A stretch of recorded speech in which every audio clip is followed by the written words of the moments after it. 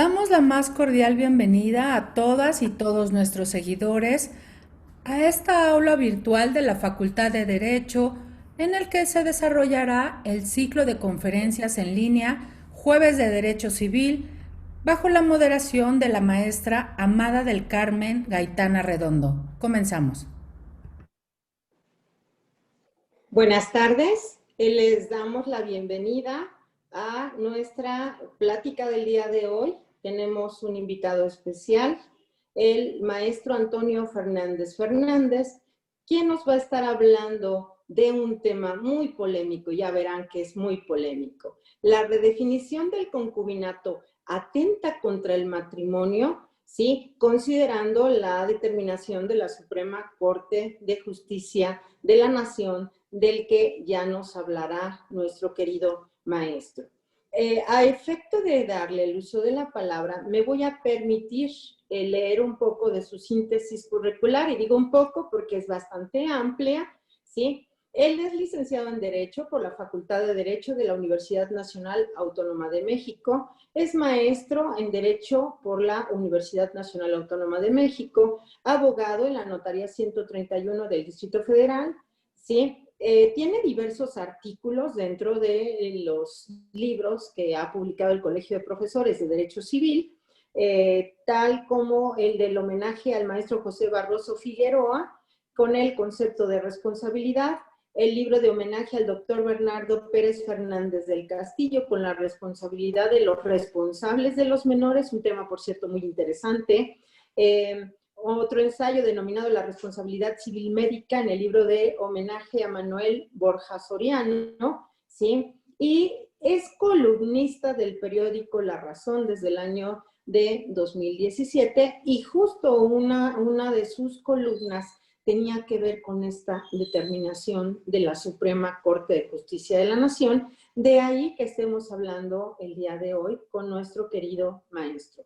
Es profesor en diversas materias en universidades públicas y privadas, incluido el posgrado de la Universidad Nacional Autónoma de México, en donde ha impartido diversas materias. Maestro querido, bienvenido. Le damos el uso de la palabra sin mayor preámbulo. Muchas gracias por estar con nosotros.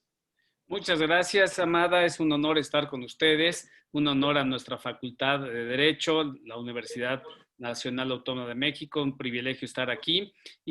Bueno, como tú lo decías, el tema es muy novedoso, marca un nuevo paradigma, el cual va a ir generando pues mucha discusión en la vida jurídica. Siempre creo que la realidad se va imponiendo o adelantando a las leyes, y las leyes van adecuándose a esa realidad. Por eso el tema del concubinato, desde su origen, el derecho familiar ha ido evolucionando y su origen, bueno, pues antes de que existiera el matrimonio en las leyes, existía el concubinato, es decir, ya había relaciones de hecho antes de que la ley los regulara. Cuando regula las primeras leyes al matrimonio, desde luego ya crea una figura totalmente institucional, totalmente protectora de la familia, y eso es lo que nos da inicio a la institución del matrimonio en sus orígenes. El concubinato, a partir de que las leyes van regulando el matrimonio, el concubinato va quedando un tanto marginado, un tanto mal visto. Las sociedades se han ido desarrollando y le dio, desde luego, que la institución del matrimonio ha tenido importancia muy grande en la vida familiar, protectora de la familia, protectora de los hijos, de un status quo, y que la sociedad fue adoptando como una parte incluso de principios morales y religiosos, el estar casado. El estar casado ha significado un estatus, digamos, que la sociedad acepta plenamente como lo más apropiado, lo más seguro. Entonces, los primeros códigos civiles, algunos no contemplaban el concubinato como una forma de unión de una pareja. En ese entonces únicamente se contemplaba, igual que el matrimonio, parejas de un hombre y una mujer. Eso después vamos a tocar, que también ha evolucionado, ¿no? Entonces, el concubinato en nuestro derecho se incluye hasta el Código de 1928, en el cual crea esta figura del concubinato con muchas restricciones y empezando a equipararlo a una situación de, digamos, con menores derechos que el matrimonio, pero que ya le daba un estatus a los concubinos. El concubinato evolucionó y sobre todo dio un giro muy importante en la reforma del Código Civil del 2000, donde ya prácticamente le amplían los derechos al concubinato para ser casi considerado con los mismos privilegios que tiene el matrimonio. Sin embargo, la historia del concubinato ha sido una historia, digamos, un poco menospreciado, sobajado, criticado en las sociedades conservadoras. ¿Por qué? Porque pues muchas, incluso podemos comentar tías, abuelitas, que nunca se casaron y decían que eran casadas. ¿Por qué? Por pena, ¿no? Daba pena decir que estaban en concubinato o arrejuntadas. Les daba también un estatus igual. En el derecho de familia ha ido progresando vertiginosamente porque también en la situación de los hijos, pues los hijos antes tenían diferentes categorías, cosa que actualmente el derecho afortunadamente ya va de alguna forma equilibrando y dándole los mismos derechos y la misma clasificación a todos los hijos, sin menospreciar unos sobre otros. Y el concubinato, como lo tenemos actualmente en el Código Civil, los códigos civiles, tenemos que aclarar, son de orden local. Entonces, nosotros tenemos un Código Civil en la Ciudad de México, que es un Código Civil de los más progresistas, digamos, a nivel nacional. Hay códigos civiles en cada estado y cada estado tiene su propia definición de concubinato. Nuestra definición actual de concubinato dice el 291 bis, que las concubinas y los concubinarios tienen derechos y obligaciones recíprocos siempre que sin impedimentos legales para contraer matrimonio hayan vivido en común en forma constante y permanente por un periodo mínimo de 2 años, que precedan inmediatamente a la generación de derechos y obligaciones a las que alude este capítulo.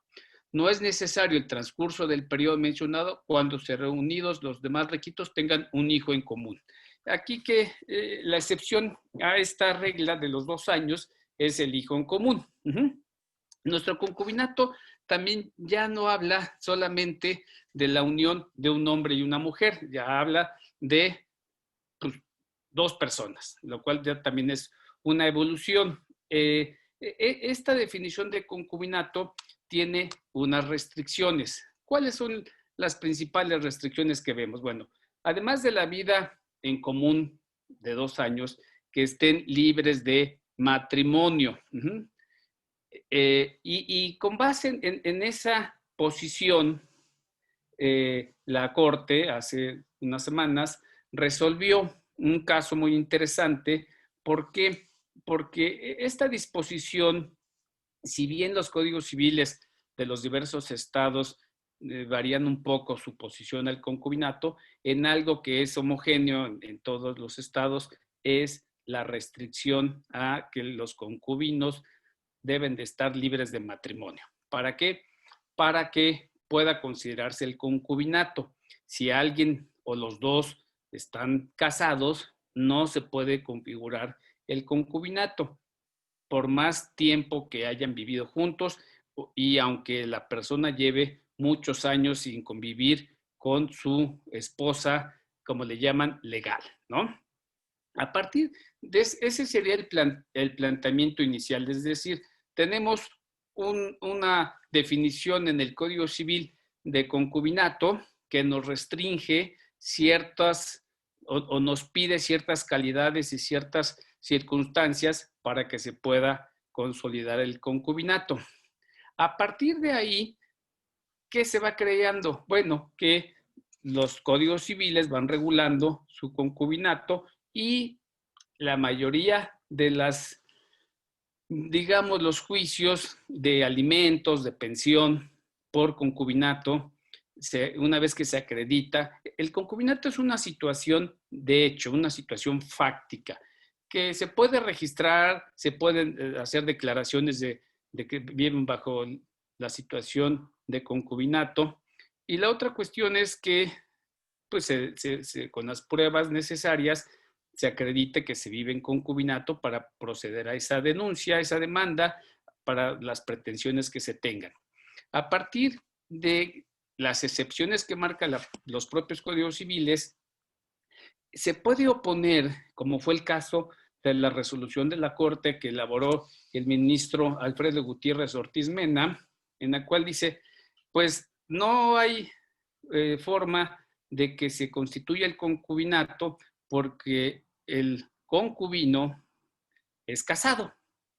Y ahí parte toda la nueva circunstancia que nos lleva a este primer elemento. Es decir, si rompe con todos unos principios de las leyes, de las restricciones, de la constitución de un Estado, que es el Estado de casado, que no se puede violentar, pero que sin embargo nos pone a valorar los otros principios que son los derechos humanos, por encima de la situación de la mujer. Y a partir de ahí se desarrolla la lista de agravios que nos va planteando el ministro Ortiz Mena, que vamos a comentar. No sé hasta aquí qué opines, Amada, de esta primera parte. Querido amigo, pues mucho que pensar. Definitivamente, en materia familiar hemos venido avanzando más que en materia civil, considerando que estamos hablando de derechos humanos plenos, que estamos hablando del derecho de la familia, de ese derecho a darle seguridad a la familia y a cada uno de los miembros de una familia, ¿sí? Que muchas veces están integrados, como bien dices tú, por personas que han vivido como si vivieran casadas toda su vida y que a la mera hora resulta que no tienen derecho alguno, ¿no? Nada menos, en este momento hay por aquí una pregunta que estaba yo viendo, en donde una persona pregunta si la concubina puede reclamar derecho alguno en un inmueble intestado que no está a nombre del concubino fallecido. Sin embargo, por la serie de cuestiones que nos siguen diciendo, entiendo que es un inmueble que está intestado, que era de los padres del concubino, y entonces allí lo que hay son derechos hereditarios, y obviamente pues la concubina tiene derecho a heredar. El término concubina, como bien dices tú, se ha menospreciado, ¿sí? Se le ha dado como un carácter sin importancia, distinto de la que es la cónyuge, cuando en realidad han vivido las mismas situaciones. Si bien es cierto, difiero un poquito de la tesis jurisprudencial de la que tú nos estás hablando, porque de alguna manera considero que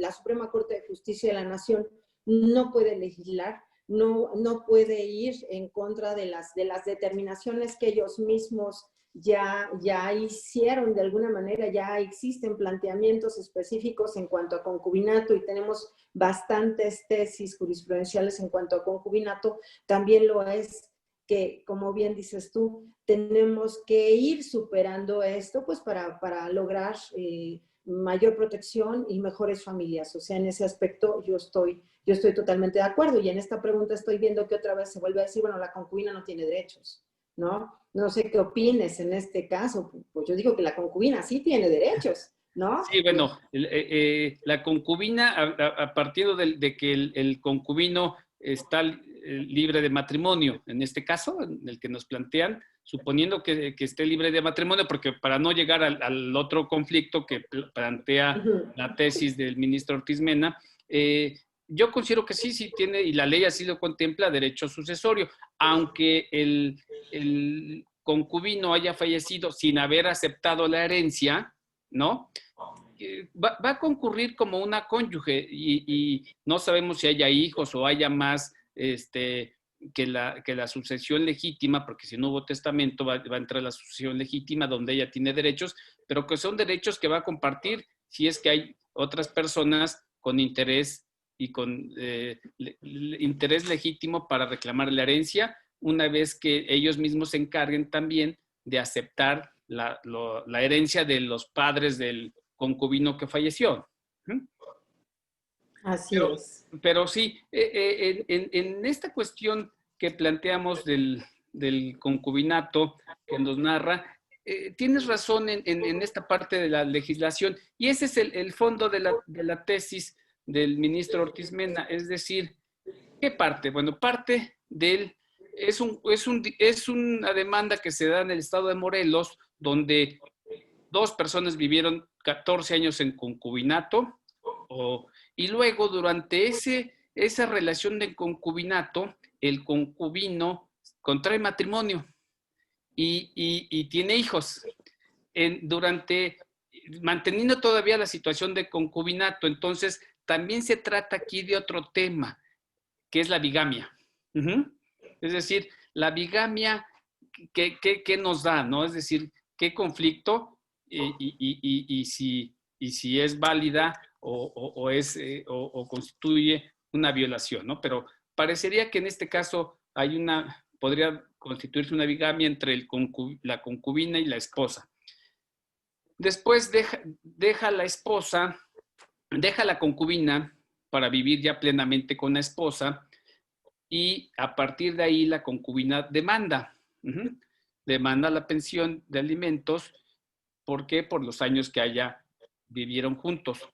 En la primera instancia, el juez declara que ella no entra al fondo, dice que no tiene necesidades de recibir alimentos, la necesidad de recibir alimentos, y por lo tanto se va por la fácil, no tiene necesidad de recibir alimentos y ya la pretensión la declara infundada. Se van a la apelación. En apelación, la sala dice que ahí ya entran más al fondo y dice, bueno, en realidad no se configuró el concubinato, aunque en algún momento del tiempo en que vinieron en concubinato sí existió, se interrumpió por el matrimonio, lo cual es otra cuestión bien interesante de discutir, porque, es decir, uno de los puntos a discutir es decir, si el concubinato se inició en 2003 y estuvo hasta 2015, se pudo haber interrumpido por un acto jurídico como el matrimonio, aunque la situación de hecho seguían viviendo en común. Ese es uno de los planteamientos que hace el ministro, porque dice, pues no, lo único que rompe el concubinato es dejar de convivir en esa unión, de hecho, en el concubinato.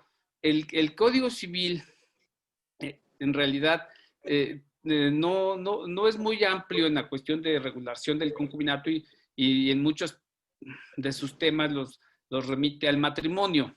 Entonces, como el Código Civil tampoco dice, o la única excepción para que el concubinato deje de existir es que se deje de vivir en común, el matrimonio no se tiene contemplado como un rompimiento o una interrupción o una terminación del concubinato. Ese es uno de los análisis. Y entonces en la sala acuerdan que en virtud del matrimonio dejó de existir el concubinato y entonces no hay ningún derecho que reclamar. De ahí se fue al amparo, y en el amparo ya se establecieron una serie de agravios, ¿no? Ya se amplió la demanda de la concubina para decir que hay argumentos mayores, como declarar inconstitucional y violatorio de tratados internacionales y de las convenciones que México ha firmado, en virtud de que ese artículo 65 discrimina a la mujer. ¿Por qué? Porque le impone una situación para que se configure el concubinato de que no esté casada, que esté libre de matrimonio, aunque de hecho siga siendo cónyuge. Y entonces el colegiado declara infundado todos los agravios y pues obviamente se llega a la revisión a la Corte para su planteamiento. La Corte declara la procedencia de la revisión. ¿Por qué? Porque declara, fundamenta que sí violenta los derechos humanos y violenta, sobre todo aquí una cuestión muy importante, Amada, es efectivamente, como tú nos decías hace unos minutos, hay infinidad de tesis que nos definen el concubinato dentro de todos estos parámetros. Sin embargo, a partir de la reforma del artículo primero de la Constitución del 2011, donde ya México acepta los tratados internacionales en toda su extensión y los asume como ley suprema, esos tratados internacionales obligan a que la Corte haga un trabajo de control constitucional.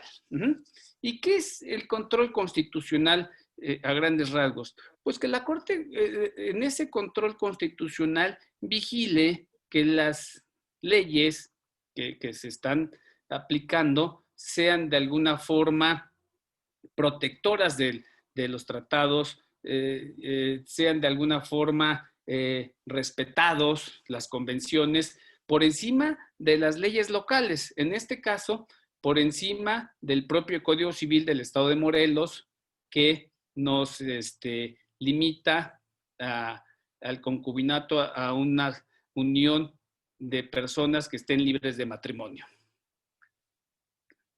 ¿Qué tal, Miguel Ángel? Hola, Toño. Perdón Bien, por llegar tarde. bienvenido, bienvenido. Llegar tarde al Zoom ya es el colmo, pero bueno. No, bueno, pues. No, yo uniéndome, escuchándote con muchísima atención, agradeciéndote a nombre de tu colegio, tu participación, que te leemos en todos tus artículos, en todo lo que escribes, que además lo haces con muchísima claridad, con muchísima lógica, con un lenguaje muy claro, pero con mucha profundidad. Y bueno, pues esta conferencia estoy seguro que será un éxito. Yo aquí estaré escuchando. Es un tema que a mí me apasiona, para mi amiga Amada, que es experta en derecho familiar. Ahora, con tantos derechos y tantas obligaciones que genera el concubinato y que se puede registrar y demás, yo les digo a mis alumnos, ¿y qué pasa si nos queremos unir, pero no queremos compromiso alguno? Porque eso era el concubinato antes, ¿no? No tenemos compromiso y ahora resulta que tenemos casi los mismos. O sea, yo quiero que vivamos juntos, le digo a mi novia, o mi novia me dice, vamos a vivir juntos en mi casa, me dice su novia, pero en cuanto yo diga te vas, te vas. Y no quiero, los dos estamos de acuerdo, somos mayores de edad, no queremos generar ningún derecho. Jamás te voy a dar pensión, ni me la vas a cobrar, y viceversa. Ya no se puede, ¿no? Ya, si cumplimos más del año, o de los 2 años, o tenemos un hijo, ya nos amolamos. En fin, es un tema apasionante. Aquí te seguiré escuchando. Agradezco muchísimo a todas las personas que nos escuchan, desde luego a Amada, a Lore y por supuesto a nuestro director Raúl Contreras, y pues muy contentos de que hoy iniciamos con el radio en la tarde. Entonces, pues como ven, trabajo tenemos. Perdona la interrupción, yo aquí me quedo, sigo haciendo cositas, pero te estamos escuchando con mucho gusto. No, hombre, muchas gracias y seguimos, Miguel Ángel. Gracias. Gracias, Miguel.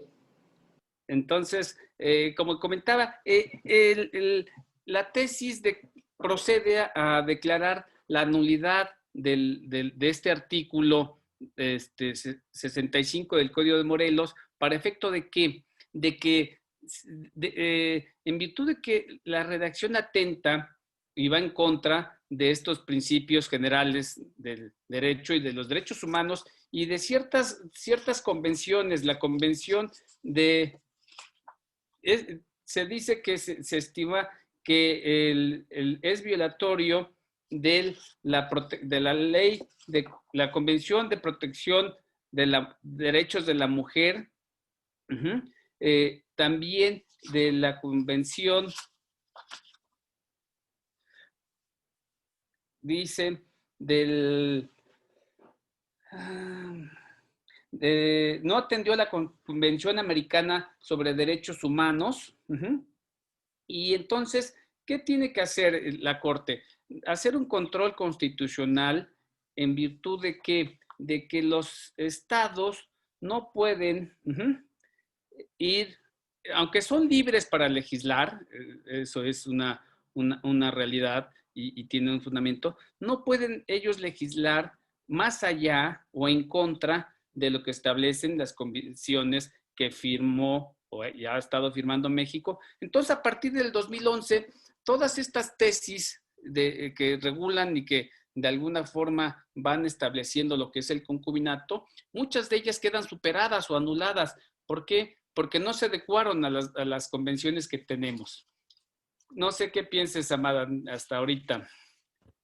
Bueno, yo aquí en este aspecto, si ya vamos a comenzar a hablar de derechos humanos, por aquí tenemos una aclaración de alguien que nos dice que si ya estamos poniendo derechos humanos versus valores, ¿no? Pues supongo que sí, definitivamente los valores son propios de cada uno y los derechos humanos pertenecen a todos los seres humanos. Entonces, obviamente, los derechos humanos pues van a estar por encima de los valores que cada uno, de los juicios de valor que cada uno de nosotros tenemos en lo personal, ¿sí? Aquí hay una tesis que me gustaría resaltar, ya hablando de derechos humanos. Derecho al libre desarrollo de la personalidad brinda protección a un área residual de libertad que no se encuentra cubierta por otras libertades públicas. Y en la última parte, sí, nos habla de todo esto que es el derecho al libre desarrollo de la personalidad, que es en este derecho humano en el que está basada propiamente esta tesis de la que nosotros estamos hablando en este momento, y dice, de esta manera, este derecho puede entrar en juego siempre que una acción no se encuentre tutelada por un derecho de libertad específico, ¿sí? Entonces, yo ni siquiera entiendo por qué entran desde mi punto de vista, porque a veces yo les digo a mis alumnos, yo ya no sé derecho.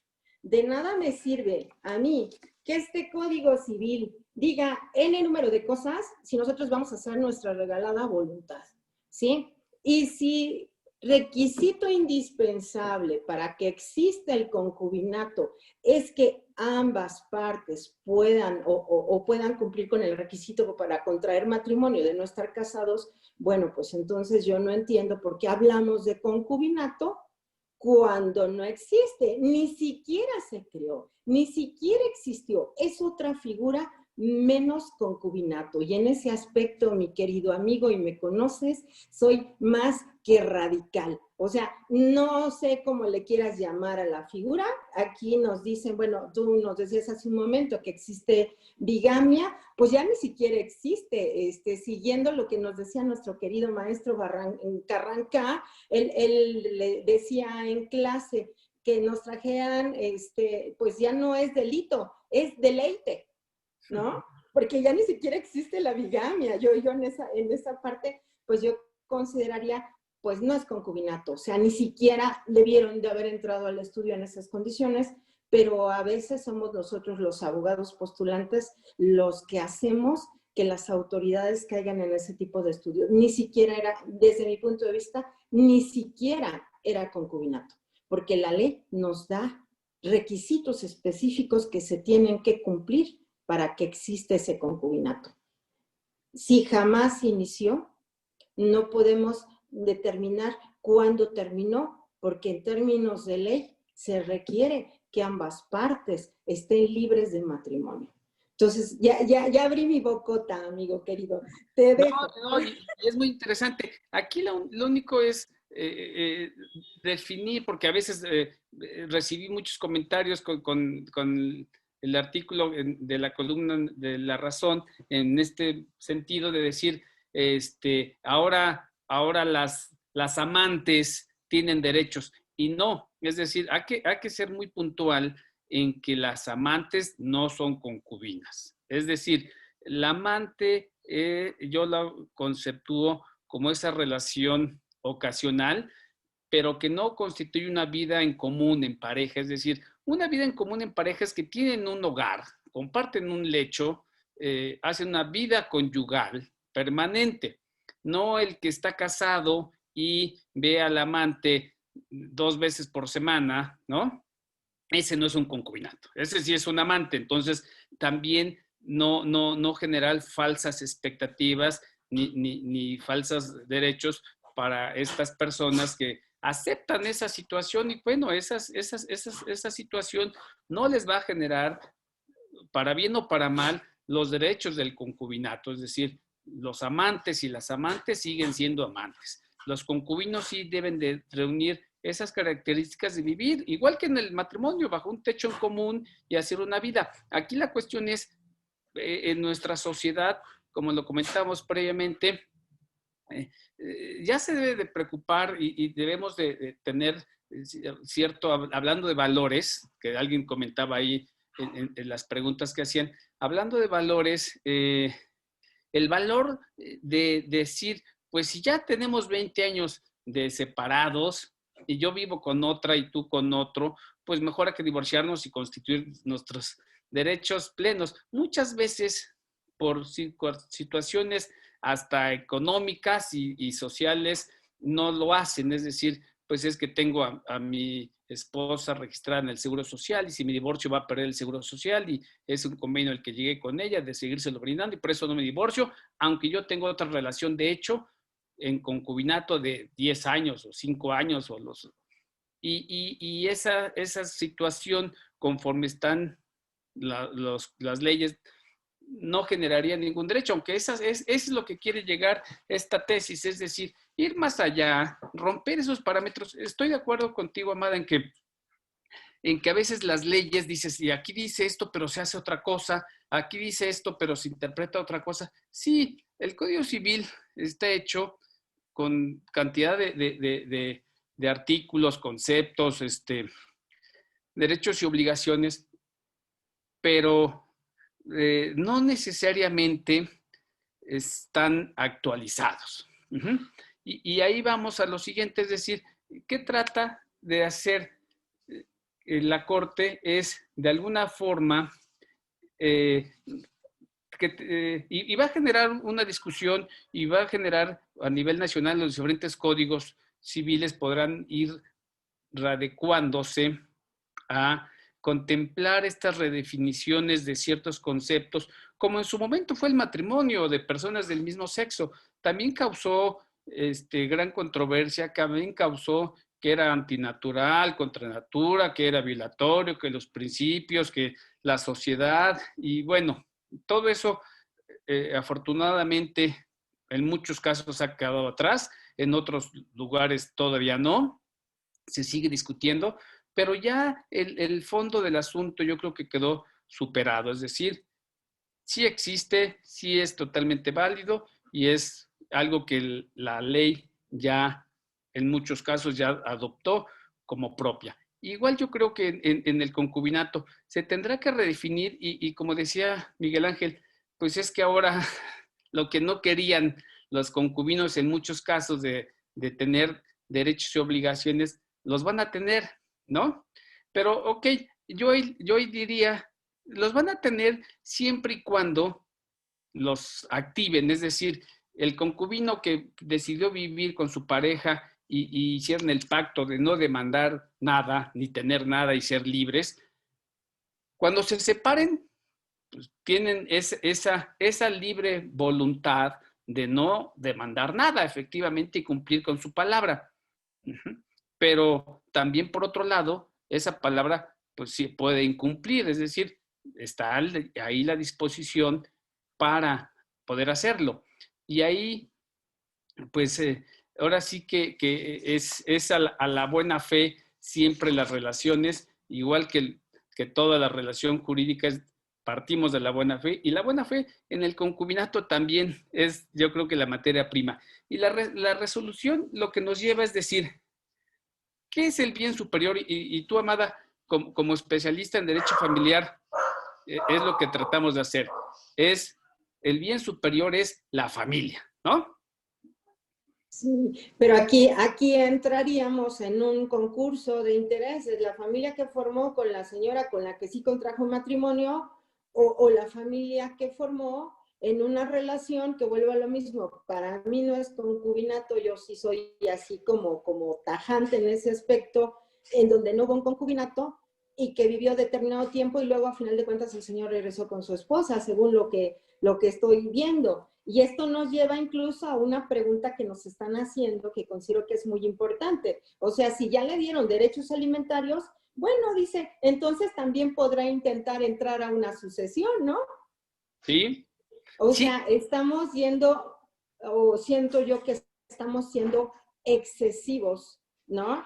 Y estamos yendo contra derechos preconstituidos, como lo es el matrimonio. Y entonces ahí surge la pregunta que tú estás haciendo y que fue materia de tu conferencia. Si realmente esta redefinición, porque entonces estaríamos redefiniendo el concubinato como la simple relación de dos personas, tengan o no contraído matrimonio, ¿sí? Y si atenta contra el matrimonio. ¿Por qué? Porque entonces ya le estás quitando derechos a aquella que sí contrajo matrimonio y que a final de cuentas con quien el Señor se está quedando porque es su esposa, ¿no? sí, sí, va a generar muchos conflictos porque uno va a ser el conflicto sucesorio, es decir, regresándome a la pensión alimenticia primero, es decir, yo no parto ni la tesis de la resolución del ministro de que se genere o una excluya a la otra, es decir, la pensión de alimentos por el concubinato va a generarle su pensión a la concubina, pero yo considero que también, si concurre con el matrimonio, también tendrá que dividirse esos alimentos con la esposa. No una excluye a la otra. Es como los hijos, es decir, en los alimentos, mientras todos los requieran, todos los hijos se dividirán los alimentos, no el primero tendrá más y el último menos, o el más chiquito más que el más grande, es decir, se tendrá que concurrir ahí y se tendrá que hacer una repartición, una división de esas pensiones para que, pues prorrateado, alcance. Y ese es en cuanto a los alimentos. Pasando a la cuestión sucesoria, ese es el otro grado que va a saltar esta parte, es decir, muchas veces, y a mí en la notaría me han llegado asuntos de concubina que murió su concubino, pero resulta que estuvo casada hace 30 años y ella no sabía. Y pues se enteró la esposa, los hijos de la esposa, que murió el papá y que nunca se divorciaron. Y esta concubina de 30 años, con hijos y todo, ya no, en la sucesión legítima ya no heredó. Va a heredar la esposa con la que estuvo casado hace 30 años y que pues nunca vio, y que incluso la concubina de buena fe no sabía, porque muchas veces, como dice las buenas conciencias en la novela, muchas personas, sobre todo antes, ahora con las redes sociales es muy difícil ocultar este tipo de relaciones de la familia chica y la familia grande, pero muchas personas tenían esa doble vida, esa doble familia, y que una familia, la de la concubina, quedaba desprotegida. Hoy tenemos que asumir, y ese es uno de los derechos fundamentales que te comentaba, de protección a la familia. ¿Cuál familia?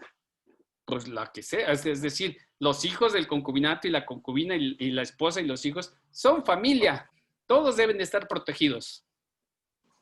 Sí, de hecho, aquí en este caso nada más nos debe quedar claro que los hijos, independientemente de la relación de la que vengan o incluso la no relación de la que vengan, todos se rigen por la misma norma, que son medidos con la misma regla y siempre van a tener derechos. Aquí estamos hablando de derechos de adultos, ¿no? A los hijos los hacemos a un lado, aquí estamos hablando de derechos de adultos y aquí es en donde se complica la situación, ¿no? Yo veo que se complica la situación, ¿no?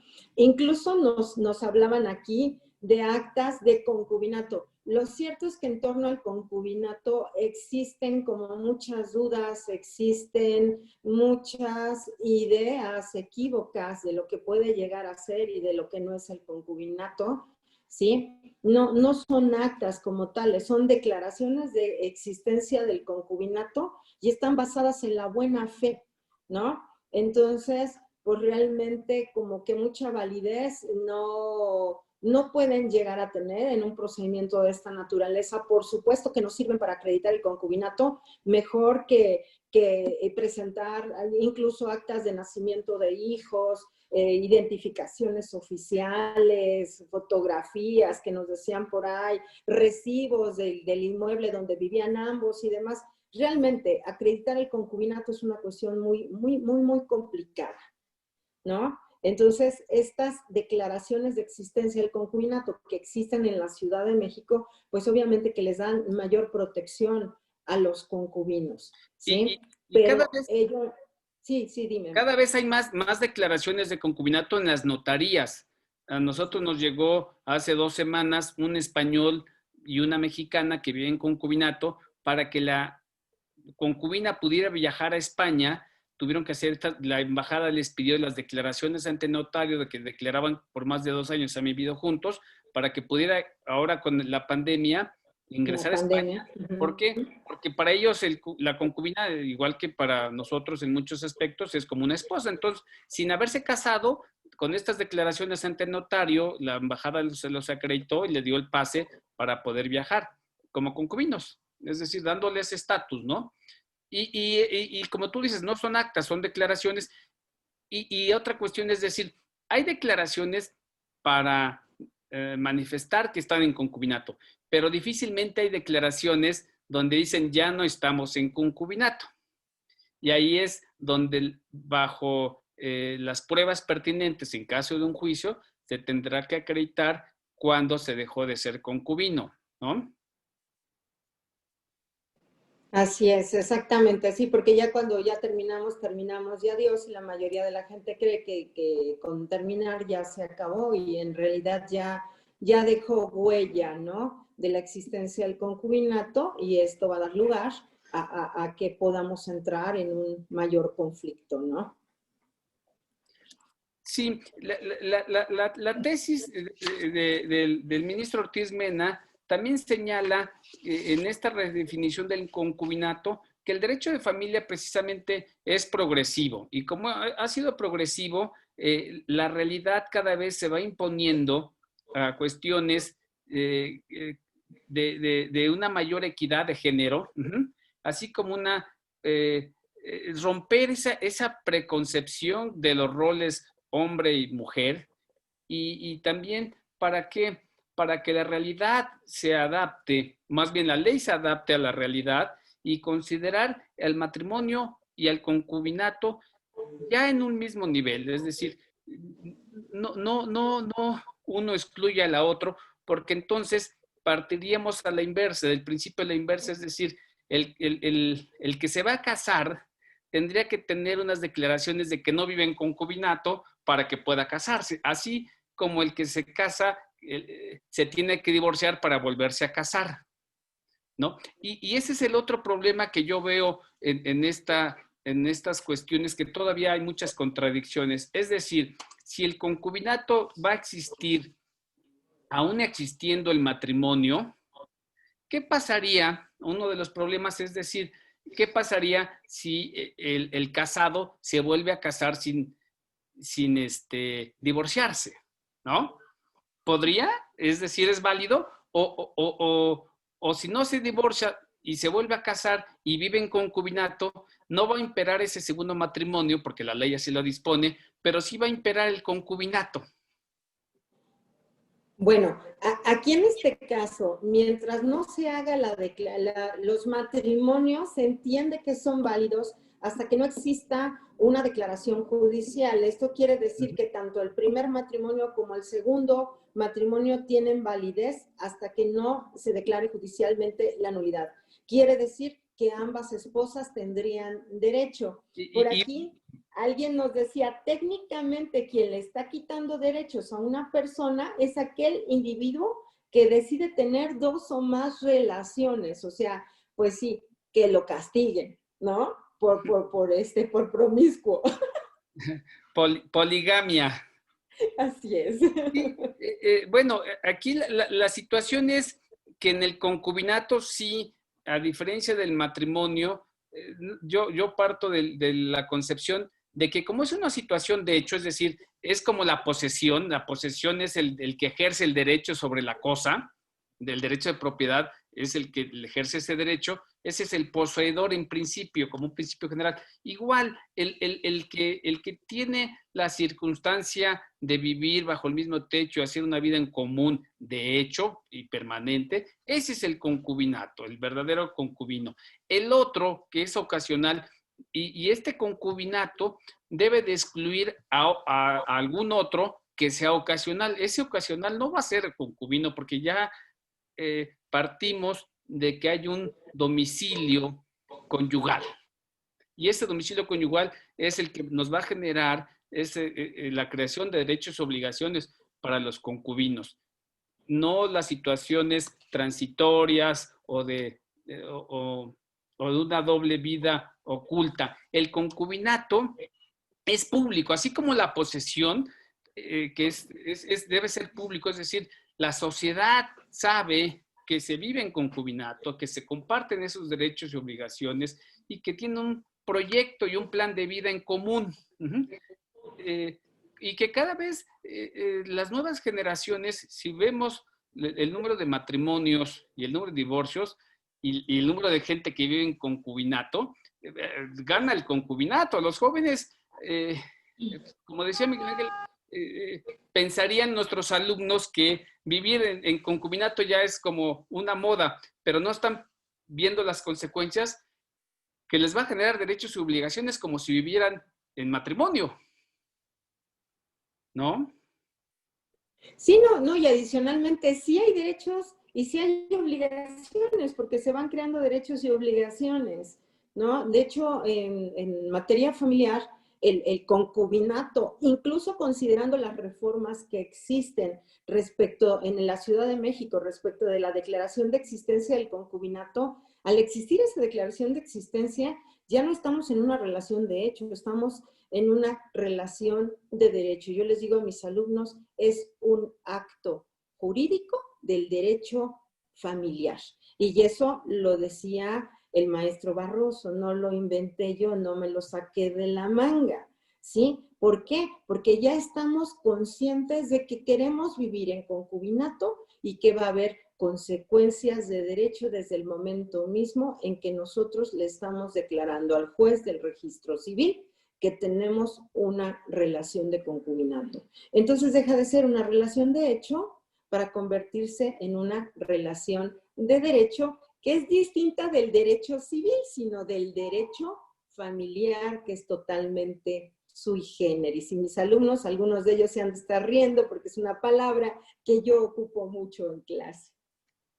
Oye, Mara, y regresando al punto, y tú como experta en derecho de familia, para los jóvenes que dicen, pues sí queremos vivir en concubinato, pero no queremos generar derechos y obligaciones. Dicen, oiga, licenciado Beltrán, queremos ir a su notaría a establecer unas declaraciones donde digamos que vamos a vivir en unión, no constituir concubinato y no generar entre nosotros derechos y obligaciones, ni de reclamarnos pensión, y desde hoy renunciamos a todo.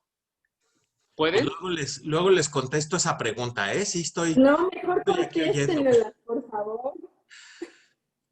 Es discutible. Oye, Miguel Ángel, vas a tener mucho trabajo.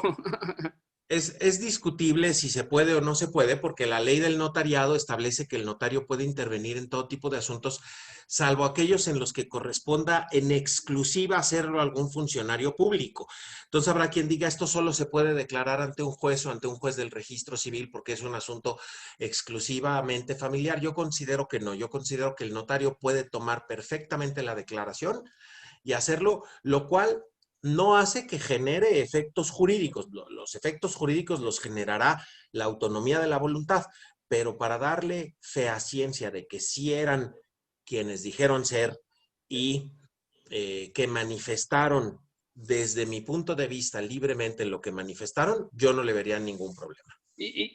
Amada, te llegan con esas declaraciones cuando uno de ellos la incumple, diga, pues a mí me vale que haya yo declarado ante notario que no iba a demandar y generar derechos y obligaciones. Hoy sí quiero ejercitarlos. Y el otro dice, ¿qué óvole?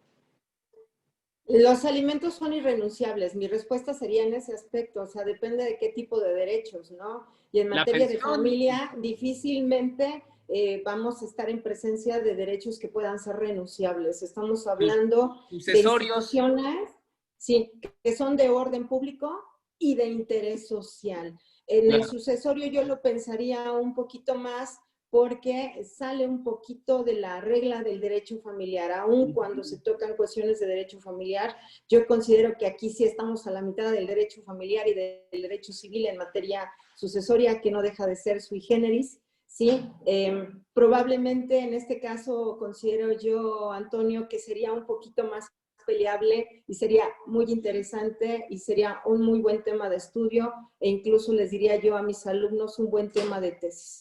¿Sí? Sí, y es a donde voy. Hay muchos huecos, muchas lagunas que va a generar esto, es decir, esta concepción del concubinato va a trastocar la institución de las herencias, del derecho sucesorio, de las pensiones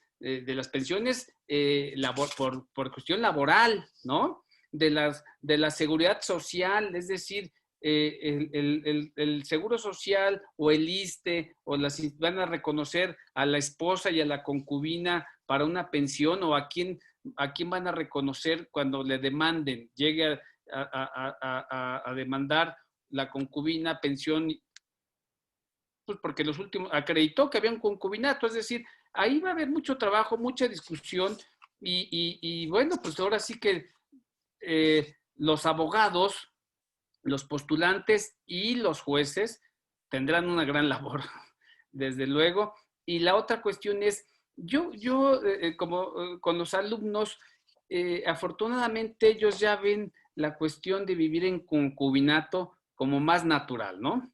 Ya no hay esa carga moral, esa carga social, afortunadamente, o hay menos. Sí la hay, en muchos sectores de la sociedad la hay, ya no hay tanta. Y la otra cuestión que te comentaba previamente es el concubinato en muchos estados también todavía está atrasado en cuestión de que debe de ser creado por un hombre y una mujer, que era el otro tema que interesaba. Es decir, en la Ciudad de México ya no distingue, pero en otros estados, igual que en el matrimonio, solo hay matrimonio entre hombre y mujer, igual, solo hay concubinato entre hombre y mujer, aunque esa posición en el matrimonio ya está superada, en el concubinato todavía no creo que esté superada totalmente, ¿no? Y que también se van a ir dando cada vez más este tipo de demandas, esta ampliación de criterios y que precisamente la Corte está para velar por esa. A veces los legisladores o sobre todo nuestros legisladores se politizan por cuestiones electorales, sus propios principios morales los llevan o de partido los llevan a la ley, y eso impide el progreso libre del derecho, de ajustar. El derecho debe de ajustar la realidad y regularla. Y aquí va a haber mucho que regular y mucho que ajustar, desde luego, y nosotros como profesores tenemos esa labor también de opinar, de discutir, de crear un foro de discusión que haga resonancia en la sociedad, que haga resonancia en los juzgadores, que llegue a los legisladores y que ahora las legislaciones de todo el país, locales y federales, tienen que contemplar no solo la cuestión de su libertad para legislar, sino ajustarla a estos tratados internacionales, a las convenciones sobre protección de derechos de la mujer, ¿no? Sobre derechos humanos. ¿Para qué? Para que ya sean totalmente arropadas de forma internacional por las convenciones que México es parte y que están en la Constitución, y que no se estén creando falsas expectativas cuando lleguen a un juzgado o a la corte, en este caso. Es decir, se está en constante construcción el derecho familiar, está evolucionando, las relaciones humanas están, ¿no? Ahora con la pandemia surgen otro tipo de conflictos familiares, laborales, se tiene que regular el home office, es decir, se redefine todo, ¿eh? Sí, totalmente de acuerdo. Y en materia familiar, pues realmente no podemos quedarnos atrás. Conforme van cambiando las sociedades, las familias van cambiando. Antes hablaban, Vicente Solís Arana, mucho nos ha hecho hincapié en el término familias con ese, porque ya no hay un solo tipo de familia. Existen N, y cuando digo de N, hablo más de 30, más de 40, más de 50 tipos de familias. Entonces ahora ya no vamos a hablar incluso de la familia, sino de las familias, porque tenemos que adaptarnos, porque como les digo a mis alumnos, todos somos seres humanos, todos tenemos derecho a amar y ser amados. Y en cualquier momento podemos formar familia independientemente de cuál sea mi forma de pensar, cuál sea mi forma de sentir, cuál sea mi forma de verme ante los demás, ¿sí? De estar, o sea, somos seres humanos, punto, y el Estado está para protegerlas a todas, ¿sí? Entonces, pues sí, definitivamente, amigo, coincido contigo, a pesar de que digo que yo ya no sé derecho, ¿no? Porque el código nos dice una cosa y obviamente aquí la Suprema Corte de Justicia, como en muchas cosas, nos viene a dar al traste con todo lo que nosotros conocemos, pero efectivamente tenemos que estudiar. El derecho familiar es casuístico, ¿sí? Tiene que ser caso a caso, ¿sí? No podemos generalizar porque no hay familias iguales, todas son distintas, no hay asuntos iguales, todos son distintos. De allí que yo les diga a mis alumnos que tienen que prepararse. Si un abogado se tiene que preparar, un abogado que maneja materia familiar tiene que prepararse y tiene que ser multidisciplinario, definitivamente, ¿no? Y estar abierto, como dices tú. ¿Cambió? Pues cambió y entonces tenemos que estar abiertos a esas nuevas formas de pensar y definitivamente la jurisprudencia, los criterios jurisprudenciales son muy importantes para aquellos que pretenden, como se llaman, ser especialistas en materia familiar. Bueno, pues especialícense y estudien muchos, chicos, por favor, porque jurisprudencias todos los días, tesis jurisprudenciales todos los días y nos tenemos que actualizar todos los días. Amigo querido, ¿algo más que decir? Bueno, pues un honor haber estado con ustedes, contigo, Amada, por la invitación. Una gran charla, una experta en materia familiar que siempre nos aclaras y nos centras. A veces, bueno, pues es bonita la discusión, constructiva, respetuosa. Y bueno, pues darte las gracias, darle las gracias al doctor Contreras, a nuestro presidente del colegio, Miguel Ángel Beltrán, a la universidad. Lorena, muchas gracias aquí que nos has estado aguantando. Y bueno, pues nomás cerrar, es la que discutimos es una tesis, no es jurisprudencia, puede cambiar, los ministros cambian de opinión, también pueden después sacar una nueva tesis contraria a lo que hoy definieron. Entonces, no hay nada escrito en piedra, es cambiante, pero los abogados tenemos que tomar una posición fundada, motivada y totalmente adecuada a la realidad y sobre todo en este caso, protección a la familia. Un honor estar. Así es, pues yo creo que ya luego verás el chat de tu conferencia. Muchísimas felicidades. No hay manera de contestar todas las preguntas, te las dejo de tarea. Perdón por no haber podido contestarlas todas, pero realmente, si ustedes lo ven, casi imposible. Esta vez sí, amigo querido, felicidades, nos desbordaste, ¿no? Muchas entonces, gracias, Amada. ya las veremos con tiempo. Felicidades, no, al contrario, a ti, muchísimas gracias. Muchísimas gracias a todos. Miguel Ángel, ¿gustas decir algo más?